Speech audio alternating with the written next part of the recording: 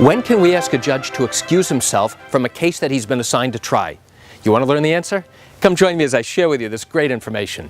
Hi, I'm Gerry Oginski. I'm a New York medical malpractice and personal injury trial lawyer practicing law in the state of New York.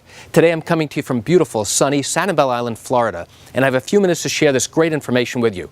Behind me, you can't even see it, but there are a couple of really cool baby alligators swimming in a pond together with snapping turtles, and what I'm really concerned about is where the mother is. So I'm going to do this a little quickly to make sure that the mother alligator is not around. So let me get back to the question.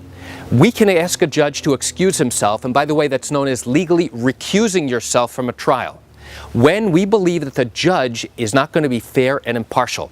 And there's really only one or two instances where we can do that. And by the way, anytime we ask a judge to excuse himself from a trial, he's going to be very offended. He's now going to get very defensive. And that's because now we are actually saying to the judge, listen, we don't think you can be fair and impartial in this particular case. And now he's going to demand explanations. Let me give you a great example. Let's say this is a medical malpractice case and the doctor that you are suing turns out to be the judge's own personal physician. Do you think that the judge might bend over backwards to help his own personal physician? Well, the judge may say, no, I can be perfectly fair and impartial in this particular case.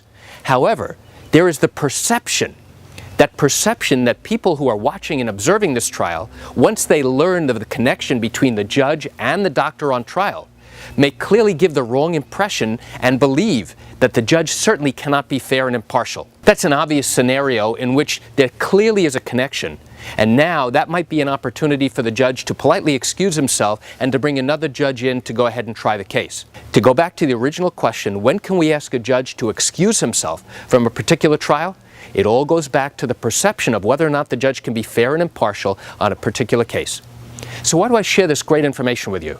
I share it with you to give you a little bit of an insight and an understanding into what goes on in the trial process in the state of New York. Yet I realize you're watching this because you probably have questions or concerns about your own particular matter. Well, if your matter happened in New York and you do have legal questions, what I encourage you to do is pick up the phone and call me. You know, I answer questions like yours every single day and I'd love to talk to you. You can reach me at 516-487-8207 or by email at Gerry, Gerry, at Oginski-law.com. I'm going to say goodbye now and make sure that the mother alligator doesn't come back to hang out with her babies. I'm Gerry Oginski. Thanks for watching.